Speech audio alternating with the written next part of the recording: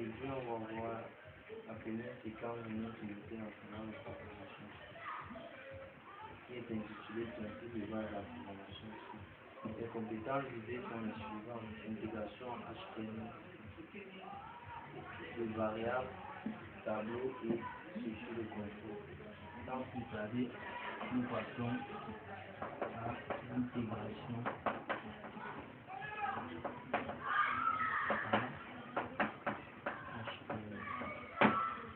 Quelle est d'abord la syntaxe PHP?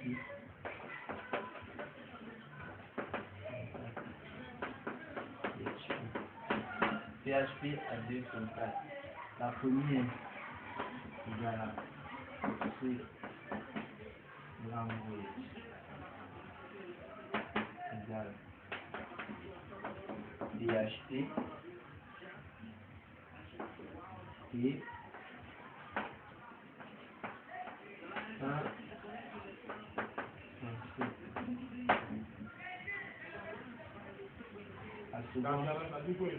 la seconde syntaxe qui peut aussi être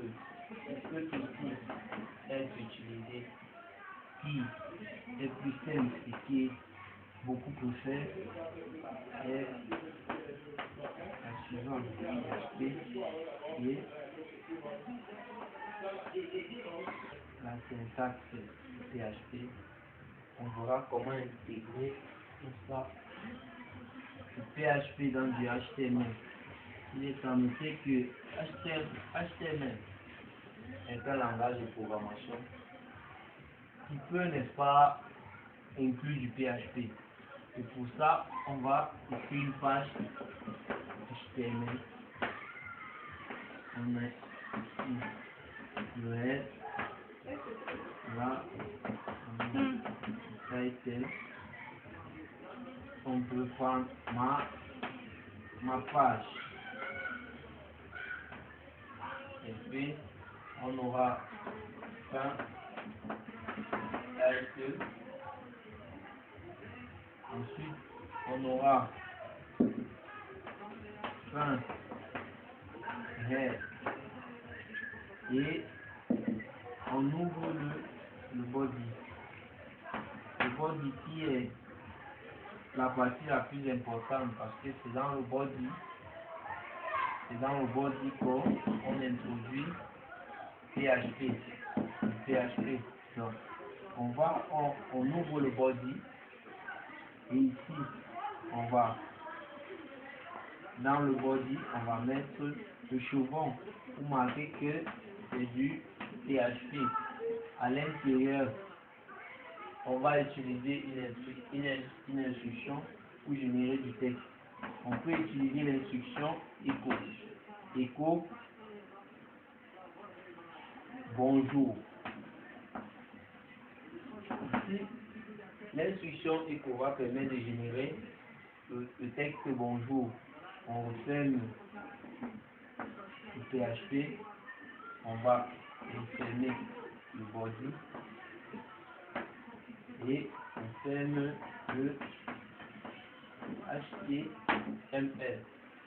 Le code généré sera le suivant: HTML, head, ma page, fin head, body, bonjour, fin body, fin HTML. Voilà pour ce qui est de la syntaxe de déclaration du PHP et l'intégration du PHP dans du HTML. On a vu que l'instruction echo permettait de générer du texte. Donc, on va passer sans plus tarder à la deuxième partie de cette séquence qui porte sur les variables.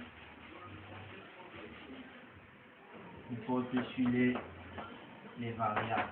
C'est quoi une variable?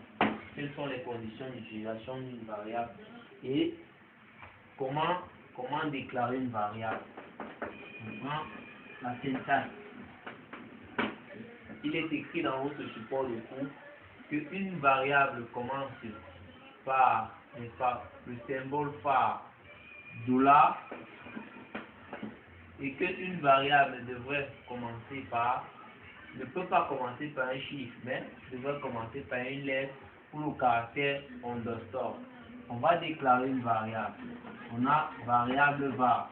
Après le symbole sans espace, on met le nom de notre variable. Variable var, on va lui affecter un type.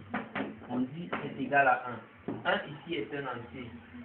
Variable var est égal à 1. C'est-à-dire que variable var a pour type 1 qui est un entier. Maintenant, on va déclarer une nouvelle variable. Une variable var2 qui est égale à 1. Variable var2 ici est égale à 1. 1 ici qui est une chaîne de caractères. Car 1 étant un caractère et les guillemets étant un autre caractère, ce qui fait une chaîne de caractères. Après ça, après la déclaration d'une variable, nous allons voir comment référencer une variable. Et comment on va voir comment référencer une variable. Et nous allons voir les variables dynamiques. Comment référencer une variable? On a variable var, qui est notre variable, qui est égale à 1. Comment on fait pour référencer cette variable? Une variable, on utilise, n'est-ce pas, le symbole, on utilise le symbole grand E qui permet, n'est-ce pas, avoir le nom de la variable pour dire que cette variable la référence une autre. On va déclarer une autre variable. On a notre variable S var qui est égale à 1. On déclare la variable reste qui est égale à. On met le symbole de référencement est égal à variable var. Ici, écho, n'est-ce pas? Écho affiche, écho, variable reste, n'est-ce pas? On met écho, variable reste. Ici, là, on va commenter en disant que variable reste affiche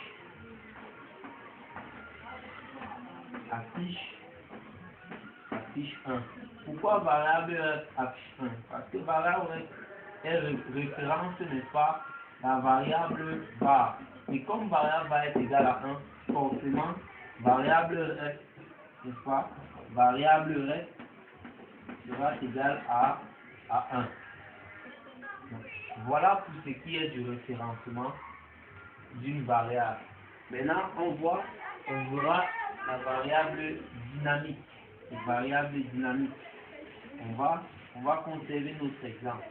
On a toujours notre variable var. On veut créer une variable dynamique. C'est quoi une variable dynamique? Une variable dynamique, c'est une variable qui utilise la valeur d'une autre variable pour, n'est-ce pas, comme la tienne, n'est-ce pas? On a S var qui est égal à 1. On va créer une variable dynamique variable var qui est aussi égale à 1. Pourquoi variable va être égale à 1? Parce que variable est une variable dynamique et que cette variable utilise, n'est-ce pas, la valeur de la variable var qui est égale à 1. Donc, variable var est aussi égale à 1. Sur ce, voilà ce qui constitue, n'est-ce pas, la partie sur les variables. Nous allons maintenant introduire les tableaux. On va voir les tableaux.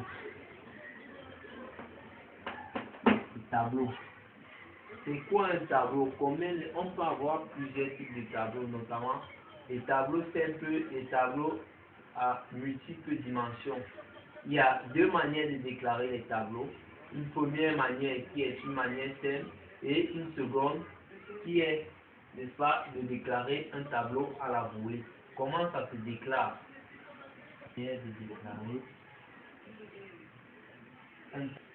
On va déclarer tableau de manière conventionnelle, c'est-à-dire avec la première méthode. On va toujours prendre variable var est égal à array et maintenant on va mettre le contenu du tableau ou les valeurs. On aura 2, 3, 4, et 8. Ce qu'il faut constater ici, c'est que lorsqu'on décale un tableau de manière conventionnelle, on utilise la fonction array qui signifie à l'ordinateur pour utiliser un tableau.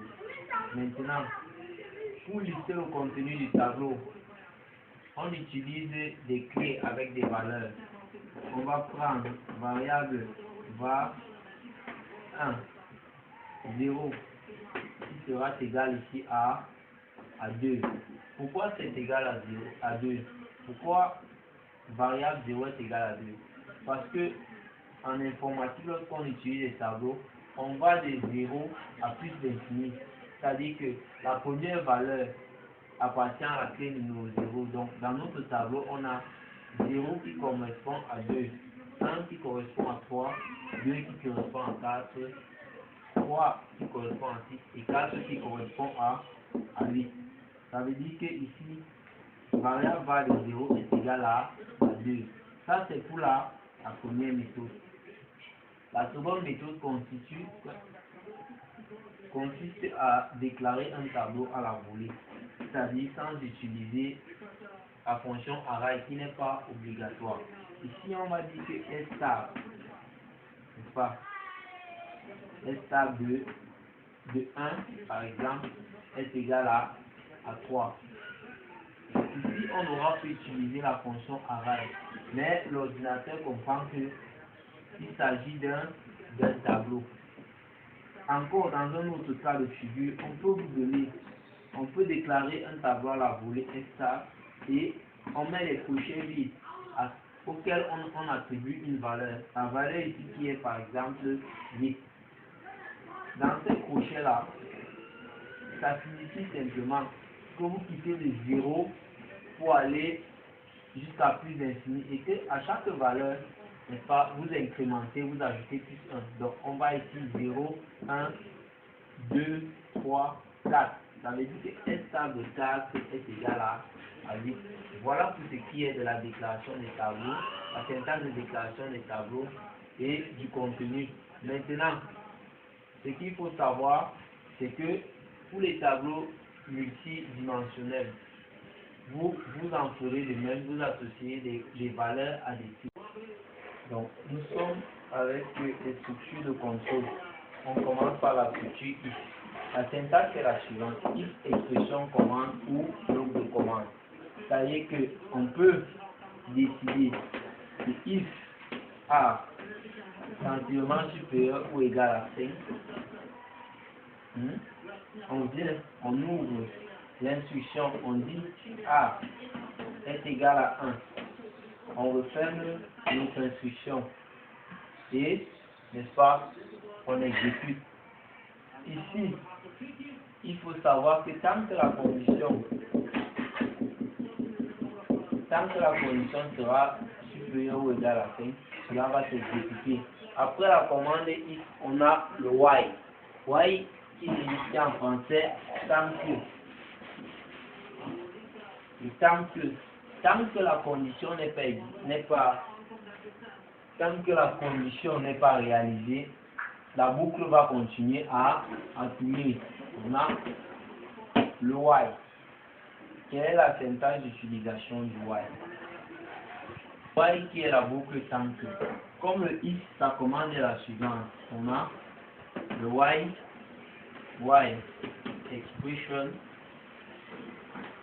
expression commande où on a le bloc de commande entre crochets. Voilà pour ce qui est de la commande, de la syntaxe du while. Tant que la condition ne sera pas réalisée, la boucle va continuer, n'est-ce pas, à tourner. Donc, après le while, on verra, n'est-ce pas, la boucle for each. La boucle for each qui a à elle seule deux syntaxes, n'est-ce pas, deux syntaxes différentes. On a la boucle for each le forage. Sa syntaxe est la suivante. Forage, array, tiré de 8, expression has value. Lorsqu'on a fini la parenthèse, on met la commande.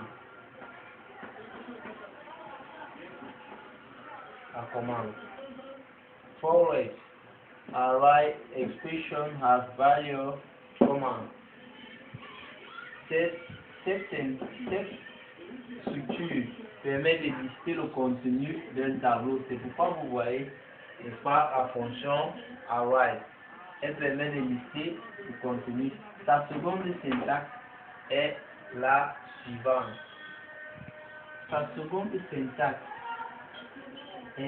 suivante.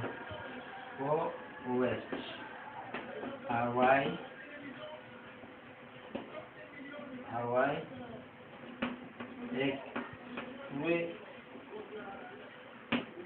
expression has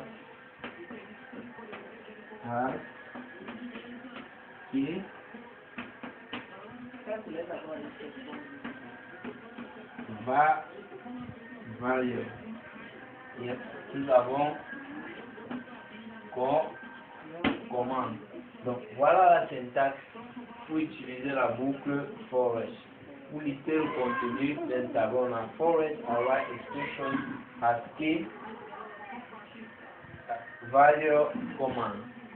Voilà pour ce qui est du contenu de votre première séquence intitulée Principe de base de la programmation script. Vous retrouvez l'essentiel de ce contenu dans le support de cours présent sur votre plateforme en ligne et les multiples explications dans cette séance de tutorat. À nous revoir pour la deuxième séquence. Merci.